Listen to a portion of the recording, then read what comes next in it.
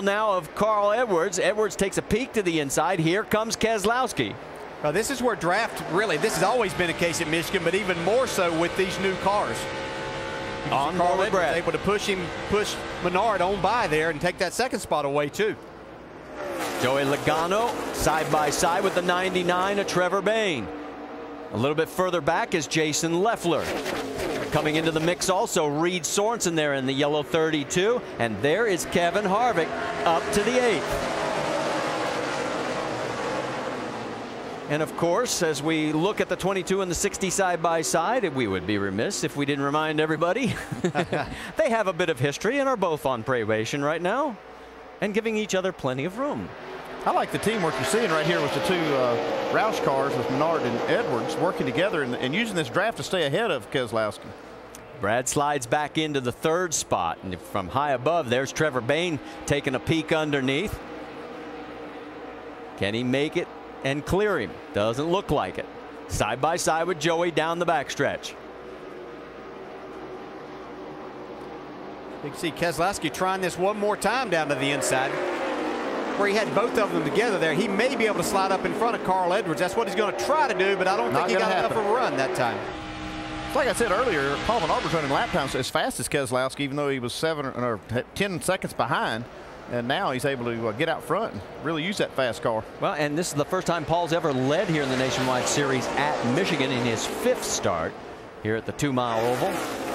67 starts since his one and only win back in Milwaukee, June of 2006. Maybe today's the day. Uh-oh, whoa, problems for Jason Leffler down the backstretch. He is slowing. We heard just the tail end of the radio. Could you catch it? I missed it. No, but it has to look like some type of engine problems. Carl's taking a look to the outside, trying to make that work. Vance. Yeah, guys saying that Leffler came on the radio and he said, man, this has been a good car, but we just blew up. No oil pressure at all for the for the 38, the Great Clips Toyota. Jason Leffler bringing it in. Disappointing. They were running in the top 5 throughout the course of the early race. This will be his 7th DNF of the season. It has not been the kind of year that team has wanted. Meanwhile, out on the backstretch, look at the top 3. This is a great battle going on. It's almost like Keselowski's not going to be able to make this pass without some help. Right as I say that, looks like he's going to make it here. After an 11-second lead, I don't think anybody's going to want to help him. No, they're not going to, especially these two Fords. They're not going to want to help him with that Dodge.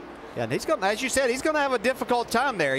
What he's going to have to do is get himself in position where Carl's away from the 98 just a little bit, and he can slide up in between. Then he might be able to make that happen. But trying to make a run to where he can get by both of them is going to be very difficult. Well, and of course, don't forget, Paul Menard is going to go to Richard Childress Racing next year, so he'll be over into a Chevrolet camp running in Sprint Cup.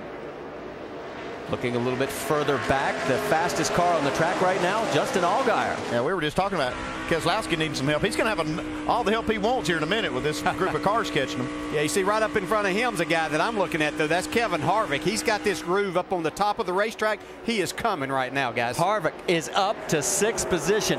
He was running 21st after the pass-through penalty. And look at this battle up front, running nose to tail, a pair of Fords and a Dodge Challenger.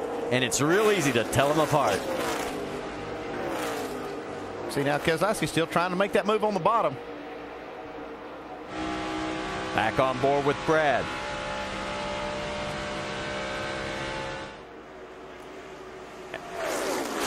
Oh, what more I can do there, Paul. Sorry about that. 10-4, man. It's not your fault. I don't know. Just aren't getting this problem fixed that we've talked about now for a few weeks. It's frustrating. Hey, we got a good car here. We're going to still win this thing. I won't let that set us back. 4 copy. With Paul Wolf now as they go by the front straightaway. Paul, is the clutch, how bad is it? And will it only affect him on your final pit stop? Well, I didn't hear exactly what you said, but we've got a little issue with the clutch here, and you know, obviously it hurt us on this last pit stop. So you know, it's kind of what we've got. So we just make the best of it, and we've got a good car. It's just now you see the draft with these cars is so big compared to the old car, and they're just able to stay. You know, we can't get clear of them because they can draft back up. So we'll keep working on it, and we'll see what we got at the end. Help the non-mechanic in me. Is it only a problem on the final pit stop or something that can hurt it on the track too? No, it's just going to be a pit stop. We're good on the track, so we just got to do the best we can in the pits here and keep it up front. And it's obviously still very fast, Marty. And while you're talking to him, this has just been great watching. Look at the Menard all of a sudden slides back, and here you got Carl Edwards now taking over the race lead. We've now had 7 lead changes between 6 guys, and we're down to 49 laps to go, and here comes Harvick.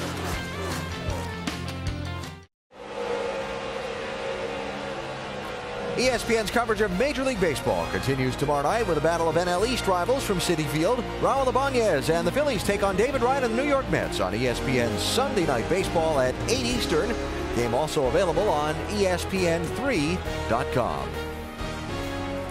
We're having a real slugfest here at Michigan International Speedway with 44 laps to go. The race for the lead, Carl Edwards in 60, Brad Keselowski in 22. The second race for NASCAR's next generation car. After a somewhat spread out first run, a set of pit stops, and things have been hot and heavy up front, Rusty. They have been great up front. I mean, you see Carl Edwards and Brad Keselowski just got the cars running good, but there are a lot of have and have-nots out there, guys. We've only had 1 caution flag to speak of, and there's a lot of cars out there needing big-time adjustments. You got to remember, this is a first time in competition for this new car at this particular track, and they are dying for some pit stops and make some more adjustments. And while Keselowski tries to find a way around Carl Edwards and back into the lead, remember he's been the dominant driver in this race so far, though had a clutch problem on his only pit stop, on the last pit stop, I should say, one of 2 during the race. Kevin Harvick had a pit stop problem, and boy, is he on the charge, back up to 3rd spot and closing on the leaders. I'll tell you what, Kevin Harvick is flat flying around this racetrack. You know, since the start, he's back up 12 positions. He's done a great job of battling, getting himself back into position to give himself a chance. Now, a couple guys that have been factors to win about every race they've been in for the last few years. The Joe Gibbs Racing entries, Joey Logano and Kyle Busch. Right now, Logano's running in 6th, and Kyle Busch is running behind him in 8th. I mean, they're not out to lunch or anything. Let's not get ridiculous, but yeah, we're used to seeing these 2 guys whenever they show up and close that window net, leading a lot of laps and dominating. They're kind of back a little bit today, not exactly running up front, but they're working their way there. I think the last 20 laps, we'll see some stuff happen. This 4 wide. I think we said earlier if we saw 4 wide, we were going to stand up. Watch your head when you do, Brad. Now, one guy who won't be around to be part of what we hope is a great finish to this event was running 5th at the time of his troubles. Jason Leffler's with Vince. That's right. He was very strong in the 38 today, running top 5 all day. But ultimately, Jason, what sent you to the side? Yeah, I don't know. Something in the motor. I think it might have broke a cam or something. But it's a shame. Greg Cliff's old Navy car was really strong all day, and I've had 0 motor failures for 3 years, and I've had about 4 or 5 this year. So as many as these things that we break, you think I'd know what broke inside, but I don't know. Something different every time. It's getting pretty frustrating, especially when you have a good car like that. Marty? While you're talking with Jason, the battle up front has really gotten interesting again. You saw that for a moment at least. The 22 of Brad Keselowski, there he goes again, sticks his nose in front of the 60 of Carl Edwards, and then a little bit further behind, take a look at Menard and Bain. That is for 4th on the track, guys. So pick your poison. We got action everywhere. Sure do. I tell you, Brad Keselowski's been very impressive, but Carl's giving him everything that he can handle right now. I really thought that Brad might just go up and kind of, blow him away and move on, but that hasn't been the case. The way it started out, the race did, he took off. Brad Keselowski just took off and hid. And then after that just a little hiccup on pit road, he lost that lead, and it took him this long to get it back.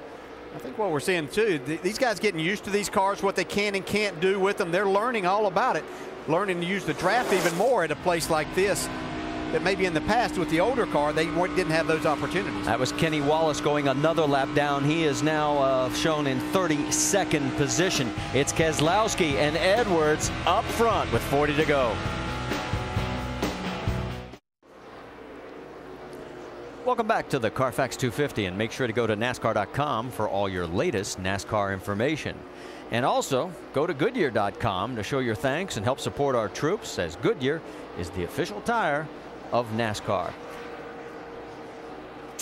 All right, let's reset it for Brad Keselowski and Carl Edwards as they are running 1-2 about a half a second apart. That's the view from high above. And let's pick it up there with, let's go up to speed with Kevin Harvick, and 3rd place, Mike Massaro.